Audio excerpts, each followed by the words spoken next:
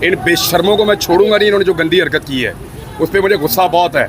ये सेक्रेटरी जो है ना इंटीरियर, इसने 10 लाख रुपया लिया हमसे सिर्फ श्योरिटी के तौर पे, और इसने लिख कर दिया था कि मुझे नहीं रोका जाएगा, और डबल बेंच का ये हुक्म था।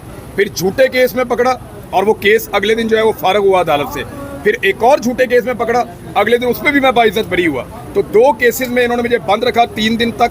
जब सारी फ्लाइटें, प्राइवेट जेट भी चले गए, सब खत्म हो गया, फिर इन्होंने मुझे छोड़ा है। पता नहीं क्या जिद है इनको। इसको सेक्रेटरी को जिसने गारंटी दी थी ना, इसको तो मैं अदालत में लेकर आऊंगा, और बाकी लोग जो रिस्पॉन्सिबल है उनको भी अदालत में लाऊंगा। मेरे ऊपर तो बम बना बना के मारने के मुकदमे हैं, तो वो तो दहशतगर्द तो मैं ऑलरेडी डिक्लेयर्ड हूँ। पहले रियासत बताए कि दहशतगर्द है कौन, और रियासत दहशतगर्द समझती किसको है।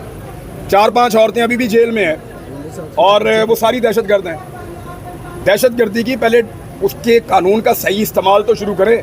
रियासत कंफर्म तो करे कि इसको सियासी मकासद के लिए इस्तेमाल करना है, ज़ाती मकासद के लिए इस्तेमाल करना है, या मुल्क की सलामती के लिए इस्तेमाल करना है। मेरा ये सवाल इसलिए है कि मैं इसका विक्टिम हूँ। मैंने खुद दहशतगर्दी का मुकदमा फेस किया है, दैट इज़ भाई, और एक दफ़ा नहीं किया, पहले भी किया है। पहले भी ये शहबाज शरीफ ने मेरे पे मुकदमा करवाया था 2009 में या 10 में, मुझे याद है। इमरान भाई, जब साहब का ऑपरेशन होते थे हम ये देखते थे कि आगे आपके टारगेट्स वाजे होते थे। सूफी मोहम्मद था और मुख्तलिफ इलाके कब्जे में होते थे। पता चलता था कि यहाँ पर ऑपरेशन होना है और यहाँ पर इनका सफाया करना है। अब जबकि रद्दुल फसाद के बाद तो हमें ये बताया गया कि हमने कला कमा कर दिया और दहशतगर्दों को सरहद के पार दाखिल कर दिया और फेंस भी कायम कर दी। तो अब दहशतगर्द टारगेट क्या होंगे समझ?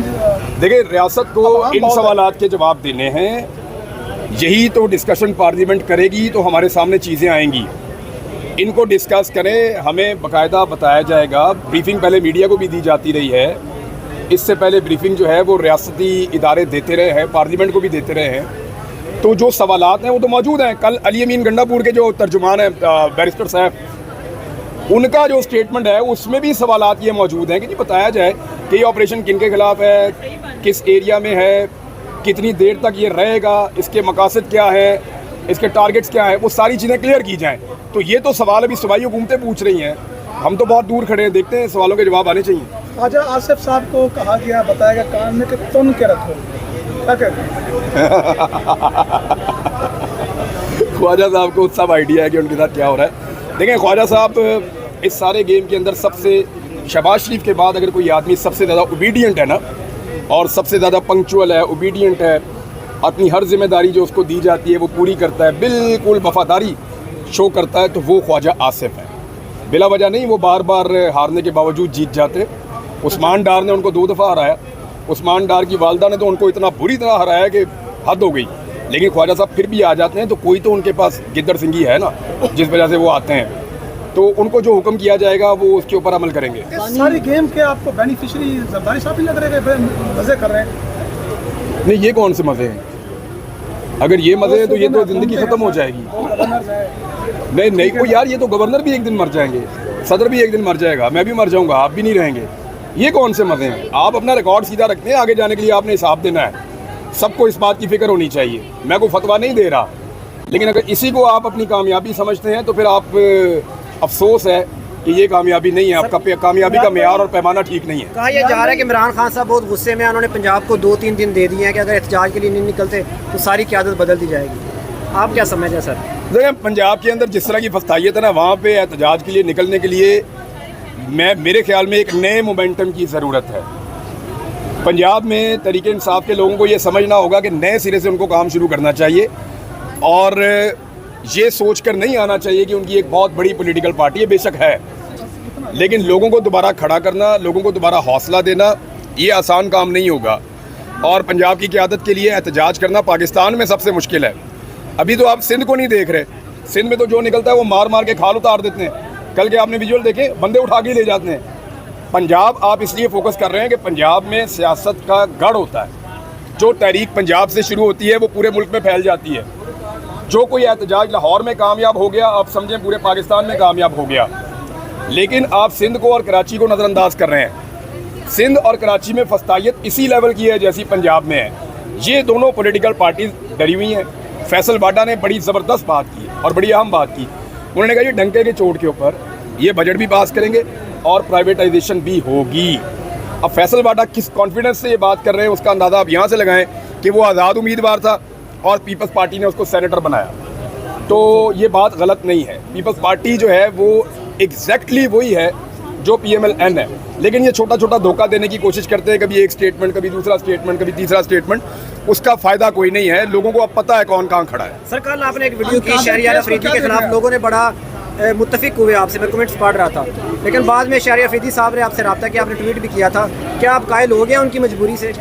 नहीं, मेरे ख्याल में शहरियार अफरीदी साहब आइंदा ज़्यादा आपको मजबूत नज़र आएंगे आने वाले दिनों में। उनको खुद भी इस बात का आइडिया है कि जो हुआ वो ठीक नहीं हुआ, उनकी तरफ से ये परसेप्शन ठीक नहीं बन रहा। देखें, बात ये है कि लोग मार खा रहे हैं, हौसला भी करना चाहिए। कोई बात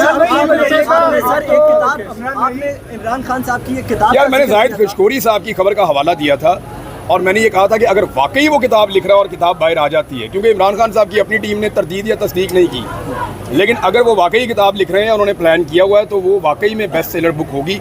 और ये आप मेरे से, ये वाली बात आप मेरे से लिख कर ले लें कि दुनिया में सबसे ज़्यादा वो किताब बिकेगी। इमरान भाई ये बताइएगा, शाहिद अफरीदी ने कहा है कि आप जब से वापस आए हैं थोड़ा सा मेंटली डिस्टर्ब है, सर क्या कहेंगे इसमें? मैं इस पर क्या जवाब दूँ भाई? सर वो कुछ आपको वैसे कि आप सारे लोग जहाँ बेवकूफ़ हैं, आप एक डिस्टर्ब आदमी के सामने माइक में कैमरे लेके खड़े हुए। अच्छा ये बता दें, कब तक चिल्ला देख रहे हैं आप इमरान खान साहब का? देखिए,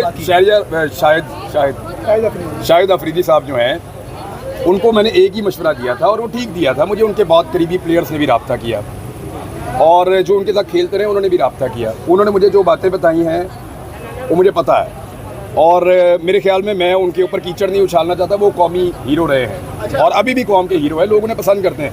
मैं भी ज़ाती तौर पे उनकी गेम का एक हिस्सा बहुत पसंद करता हूँ, लेकिन मामला ये है कि यार अब गुरेज करें ना ऐसी चीज़ों से। यानी आप उठते हैं और उठ के आप, यानी इमरान खान के दौर में शाहिद अफरीदी को महंगाई भी ज़्यादा लगती थी। बस 2 मिनट हम बात कर रहे थे।